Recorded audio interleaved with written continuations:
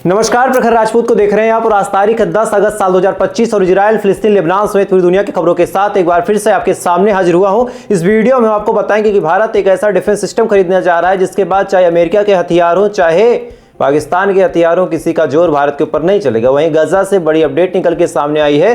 भूखमरी से मरने वाले लोगों की तादाद किस कदर आगे बढ़ती चली जा रही है और इसको रोकने के क्या तरीके हो सकते हैं, यह भी एक बड़ी खबर। इसके बारे में भी आपको पता चलेगा। वहीं अमेरिका को बड़ा झटका लगा है, इतना बड़ा झटका कि अमेरिका खुद बर्दाश्त नहीं कर पा रहा, यह भी एक अहम खबर है। और वहीं ईरान बुरी तरीके से इजराइल के ऊपर भड़क गया है और क्या ईरान ने कहा है यह भी आपको डिटेल में पता चलेगा। इस वजह से आप वीडियो को लास्ट तक जरूर देखिएगा और साथ ही अगर आप चैनल पर नए हैं तो वीडियो को लाइक करके चैनल को सब्सक्राइब करके अपना प्यार जरूर दे दें। और साथ ही इजराइल और फिलिस्तीन की इस जंग में अगर आप चाहें तो कमेंट में फिलिस्तीन के लिए दुआ जरूर कर दें। कहते कहते थक गया हूं, रोज कहता हूं कि आप लोग दुआ करें, लेकिन सबसे अफसोसनाक बात आप सोचिए कि 40,000, 50,000, 1 लाख लोग देखते हैं, लेकिन कमेंट कितने करते हैं, कितने लोग दुआ करते हैं? 150। और ये लोग फिर कहते हैं कि इजराइल इतना जेनोसाइड कर रहा, हम होते तो ऐसा कर देते, वैसा कर देते। यार यहाँ बैठ के दुआ तो कर दो यार। खैर, जो लोग दुआ करते हैं वो लोग दुआ करें, तब तक मैं एक एक करके आपको खबरें बताता हूं। और सबसे पहली खबर निकल के सामने आ रही गजा से कि गजा के अंदर भूखे मरने वालों की संख्या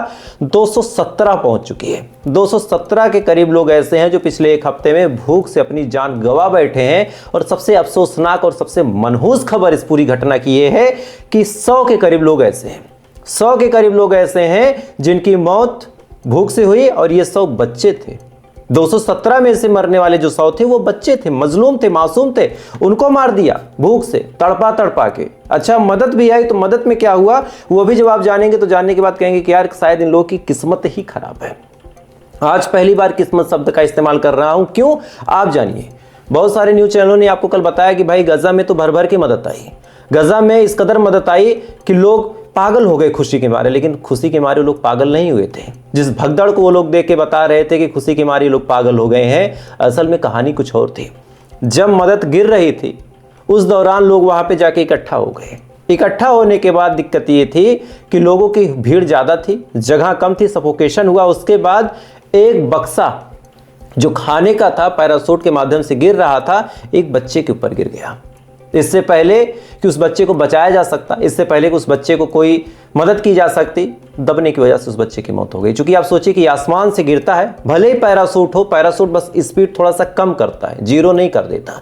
और इतना वजन था उस बक्से में कि जब उस बच्चे के ऊपर गिरा, अचानक से उस बच्चे की दबने की वजह से मौत हो गई। उसके बाद भी आप सोचिए कि लोग खाना नहीं ले रहे थे, इतने दिन के भूखे थे गजा के लोग, लेकिन खाना नहीं ले रहे थे। फौरन उस बच्चे को गोद में उठाया, लेके बाहर भागे, उसका इलाज करने की कोशिश की। 10 दिन के भूखे लोग, आप सोचिए कि रोटियां बरसी थी आसमान से, लेकिन उस रोटी को नहीं उठाया। सबसे पहले मदद करने के लिए गए, मदद में बात बन नहीं पाई, उस बच्चे को बाहर तो निकाला, लेकिन तब तक देर हो चुका था।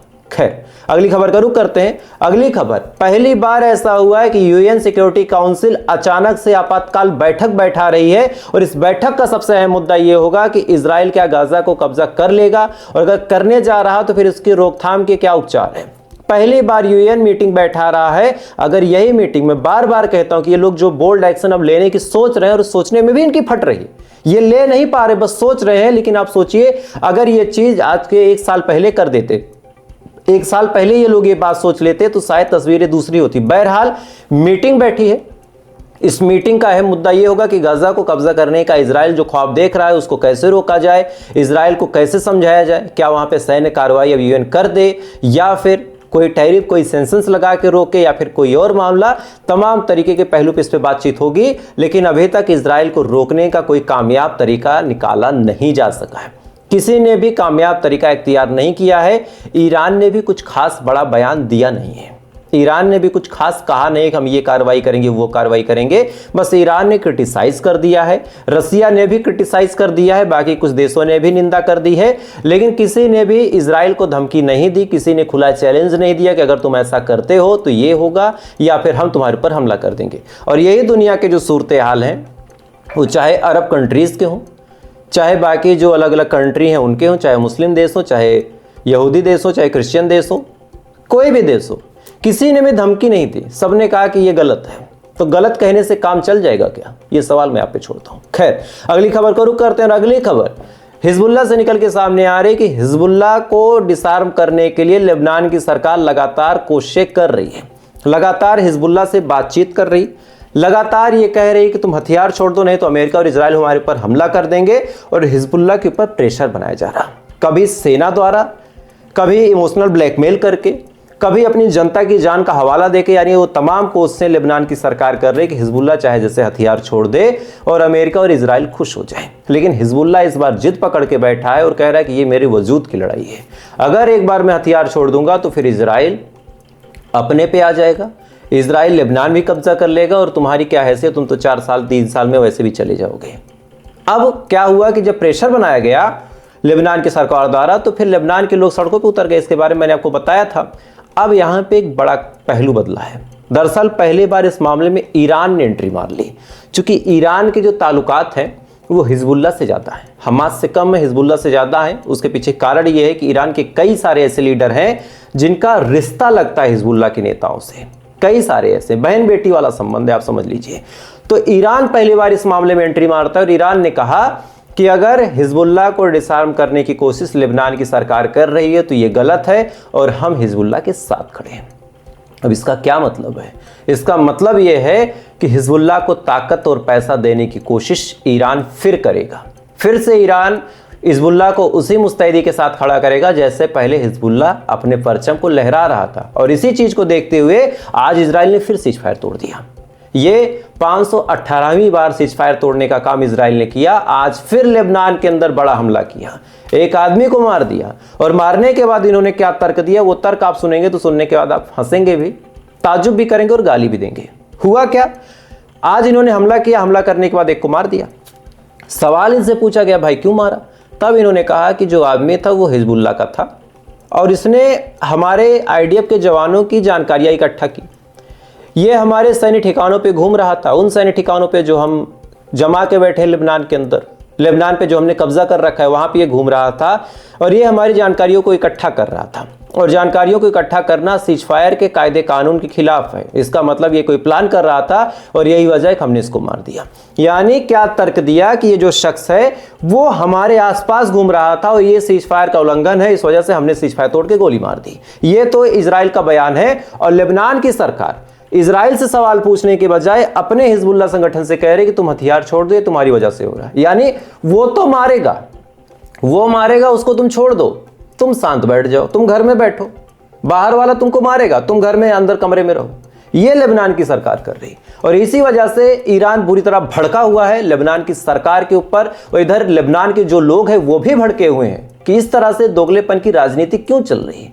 खैर, बहुत जल्द चांस है कि लेबनान के अंदर सत्ता पलट हो जाएगा, बहुत जल्द सत्ता पलट होगा। गृह युद्ध जैसी स्थिति लेबनान के अंदर चल रही है। इसके बारे में मैंने 5 दिन पहले भी आपको बताया था, लेकिन आज ईरान जब इस मामले में एंट्री ले रहा तब तस्वीरें अब और खराब होती चली जा रही हैं लेबनान के लिए, और लेबनान में फिर से सीरिया वाला हाल होगा। खैर, अगली खबर का रुख करते हैं, और अगली खबर आपको अमेरिका की बताता हूं। अमेरिका अपने ही बयानों में फंसता चला जा रहा। अमेरिका पहले भारत पर टैरिफ लगाता है, अब अमेरिका के ही जो एक्सपर्ट हैं एनएसए जो अमेरिका के, उन्होंने कहा कि भारत के साथ हमने जो कई सालों से मेहनत की थी उस मेहनत पे ट्रंप ने पानी फेर दिया। भारत को बड़ी मुश्किल से हमने अपने पक्ष में लाया था, भारत बड़ी मुश्किल से अमेरिका के साथ खड़ा हो रहा था, लेकिन ट्रंप की एक टैरिफ वाली गलती ने आज भारत को चाइना के पास भेज दिया। आज भारत रसिया के सबसे करीबी है। हुआ क्या इसमें आपको बताता हूं। दरअसल एक मीटिंग होनी है, एससीओ मीटिंग, कायदे से कहा जाए एससीओ समिट, और एससीओ समिट जो है ये चाइना में होगा। इसकी मेजबानी चाइना कर रहा, और भारत 6 साल बाद ऐसा हो रहा है कि पहली बार चाइना जा रहा। 6 साल बाद, 6 साल बाद जा रहा, और उसकी वजह यह है कि इसमें अमेरिका ने गलती कर दी, भारत अब जा रहा है। अच्छा, सबसे ताज्जुब की बात आप सोचिए कि भारत और चाइना के ताल्लुकात गड़बड़ थे। पहली बार चाइना ने कहा कि हम भारत का स्वागत करने के लिए, हम मोदी का स्वागत करने के लिए बेसब्री से इंतजार कर रहे हैं, क्योंकि भारत आज एक वैश्विक ताकत है। 150 करोड़ की आवाम है, हम किसी तरफ झुक जाएं तो पल्ला भारी कर देते हैं, हम किसी तरफ चले जाएं पल्ला भारी हो जाता है व्यापार की स्थिति से, अगर आप समझे तो आज चाइना बाहें फैला के हमारा स्वागत कर रहा। अमेरिका का स्वागत कोई करना नहीं चाहता, ट्रंप की हरकतों की वजह से हर कोई ट्रंप का दामन छोड़ के भाग रहा, और यही वजह है कि आज ट्रंप अकेला पड़ गया। और आज अमेरिका के ही जो एनएसए हैं, ये अमेरिका के जो पुराने खिलाड़ी हैं, वो सब ट्रंप को गाली दे रहे हैं कि अपने नोबेल पीस प्राइज के भूख में इस कदर पागल हो गया कि अमेरिका की इकोनॉमी को हिलाने की कोशिश में लग गया। खैर, अगली खबर को रुख करते हैं और अगली खबर फिर अमेरिका की आपको बताऊंगा। अमेरिका इस कदर पागल हो गया है और आज आपको एक नई तरह के आतंकवाद के बारे में बताता हूं। ये होता है ड्रग आतंकवाद। इसके बारे में आपने सुना नहीं होगा, ड्रग टेररिज्म, नार्को टेररिज्म, नहीं सुना ना? थोड़ा सा बताता हूं क्या होता है। आप किसी देश में दहशतगर्दी कब फैलाते हैं? फैलाना चाहें तो दहशतगर्दी का मतलब क्या है? वहां की आवाम को परेशान करना, वहां की आवाम को मार देना, खतरे में डालना, उनकी जिंदगी को, उनकी जान को ले लेना, यही तमाम चीजें आतंकवाद में आती हैं। आप किसी भी तरीके से करें, आप किसी के ऊपर बम फेंकें या फिर गोली मारें, किसी के ऊपर चाकू मारें, किसी के ऊपर गर्म तेजाब फेंक दें, या फिर कोई केमिकल ऐसा वहां पे लगा दें जिससे लोग दम घुटने से मर जाएं, या फिर कोई ऐसी दवा दे दें जिससे लोग मर जाएं। हर जगह तो आपने कत्ल ही किया, और जो सामूहिक कत्ल करे उसको आतंकवादी कहा जाता है। तो आज एक ऐसे आतंकवाद के बारे में बताता हूं जिसका जनक खुद अमेरिका है, लेकिन आज खुद सबसे ज्यादा पीड़ित है। इस आतंकवाद का नाम है ड्रग टेररिज्म, ड्रग आतंकवाद। इसमें क्या होता है कि पहले वहां की आवाम को, वहां के लोगों को नशे की चीजें दी जाती है। और ये खबर आपको थोड़ा सा ऑफ द टॉपिक लगेगी, लेकिन ध्यान से सुन लीजिएगा, बहुत कुछ आप समझेंगे। इस्लाम की तालीम भी इसमें छुपी हुई है, इस वजह से आज आपको समझा रहा हूं। सबसे पहला इसमें काम होता है कि नशे की आदत डलवा देना, और ये नशा इस कदर दिमाग पे असर करता है, इतने हाई इंटेंस की दवाएं होती हैं कि फिर बिना उस नशे के आदमी रह नहीं पाता, और फिर मनमानी कीमत और जो चाहे वो करवा लो। सेम यही चीज अमेरिका में हुई। अमेरिका पहले खुद लोगों को नशे करवा रहा था, गांजा और भांग वहां आम बात है, बीड वहां ओपन में लोग पीते हैं, लीगल है। अब क्या हुआ कि एक देश है जिसका नाम है वेनेजुएला। वेनेजुएला के राष्ट्रपति के ऊपर इन्होंने आरोप लगाया कि वो ड्रग तस्कर है, वो अमेरिका में नशे के सामान को बेचता है, और बाकायदा ट्रंप ने वेनेजुएला के राष्ट्रपति, जिसका नाम माइरो है, मादुरो के ऊपर अभी कितना बड़ा इनाम रखा, अगर आप जानेंगे तो जाने के बाद शॉक हो जाएंगे। मादुरो के ऊपर अमेरिका ने इनाम रखा है $5 करोड़। भारतीय रुपयों में बात करें तो $800 करोड़, और अगर शायद पाकिस्तानी रुपयों में बात करें तो 1000 करोड़ के आसपास पहुंच जाएगा मामला। इतना इनाम रखा है वेनेजुएला के राष्ट्रपति मादुरो पे, और चार्ज क्या लगा है कि मादुरो वहां पे ड्रग्स का सबसे बड़ा तस्कर है, ड्रग्स बेचता है और ड्रग्स भेज के अमेरिका की आवाम को बर्बाद करता है। आज अपने पे बात आई, अपने पे चीजें आई, तब इनको लगा कि अमेरिका को ये लोग बर्बाद और बदनाम कर रहे हैं। पूरी दुनिया में हथियार भेजते हैं, पूरी दुनिया में ये नशे के सामान बेचते हैं, तब इनको बुरा नहीं लगता। अपने पे बात आई तो इन्होंने $400 करोड़ का इनाम घोषित कर दिया, लगभग $70 करोड़, यानी कई हजार करोड़ की संपत्ति मादुरो की जब्त भी कर ली और उसकी नीलामी की जा रही। तो एक नए तरह के आतंकवाद की शुरुआत हुई है जिसका नाम है ड्रग टेररिज्म, नशे के संबंध में आतंकवाद। और इसी वजह से इस्लाम में नशा हराम किया गया है कि ताकि आप इस तरह के आतंकवाद में ना फंसे। खैर, अगली खबर का रुख करते हैं। अगली खबर भारत की निकल के सामने आ रही कि भारत ने एक ऐसे ड्रोन सिस्टम को डिटेक्ट करने वाले को ऑर्डर किया है जिसके बाद चीजें भारत के पक्ष में कई हद तक आगे बढ़ जाएंगी। दरअसल क्या हुआ, जब भारत पाकिस्तान की इस 3-4 दिन की कॉन्फ्लिक्ट हुई, इसमें 2-3 चीजें हम लोगों ने नोटिस की। इस पूरी लड़ाई में एयरक्राफ्ट नहीं थे ज्यादा, ना ही फाइटर प्लेन उड़ाए गए थे। सबसे ज्यादा हमला ड्रोन के माध्यम से हुआ था, और भारत के पास तो S-400 था, काफी हद तक कैपेटिव था, लेकिन कई मामलों में भारत से भी चूक हुई। और इस चीज को ध्यान रखते हुए भारत ने फौरन रडार ड्रोन डिटेक्टर, जिसका नाम ADF-CRDD, एक ऐसा ड्रोन सिस्टम मारने वाला रडार सिस्टम बुलाया जा रहा है जो ऐसे ऐसे ड्रोन को पकड़ेगा जो साधारण आंखों से भी देखा नहीं जा सकता। ऐसे ड्रोन जो हाइपरसोनिक स्पीड से चल सकते हैं उनको भी पकड़ेगा। इसमें रेयर क्रॉस सेंसर्स लगे होते हैं जो आराम से हर उस सिग्नल को पकड़ेगा जिसमें कोई इलेक्ट्रॉनिक डिवाइस फिट होगी। डिजाइन चाहे जो बना लिया जाए, चाहे जो उसमें घुसा दिया जाए, लेकिन ये ड्रोन पकड़ के रहेगा। और अगर ये भारत के पास आ जाता है तो इससे भारत की रक्षा प्रणाली में काफी जबरदस्त इजाफा होगा। खैर, इस समय गजा के एक और अपडेट आपको दे देता हूं। गजा में लोग मर ही रहे हैं, इजराइल अपनी तैयारी कर ही रहा है, पूरी दुनिया विरोध में बातचीत कर ही रही है। इधर अरब कंट्रीज में एक अलग हलचल है। इजराइल ने अरब कंट्रीज को फिर से लालच दिया है कि आप लोग बीच में मत पड़िए, हम आपको गजा सौंप देंगे, गजा को हमास से खाली करवा लेंगे। यानी उस तरह का आप काम समझिए कि गेहूं लीजिए, चलनी में डालिए, हिला लीजिए, कंकड़ कंकड़ अलग, गेहूं अलग, और गेहूं जिसका उसको दे दीजिए। इस तरह की बात और इस तरह के एग्जांपल इजराइल वाले दे रहे हैं। और गजा के खिलाफ अब अरब कंट्रीज खामोशी से खड़ी तमाशा देख रही हैं कि यार किसको मिलेगा। जॉर्डन तुमको मिल जाएगा क्या, ये तुर्की यार तुम ले लो, इजिप्ट तुम ले लेना यार। इस समय गजा को लेकर यह बातचीत चल रही है, और इसी बातचीत की वजह से आज मुस्लिम कंट्रीज और खासकर वहां के जो अरब लोग हैं खामोशी से बैठे हैं। आप एक चीज जानिए, और ये चीज़ आपको जाननी पड़ेगी।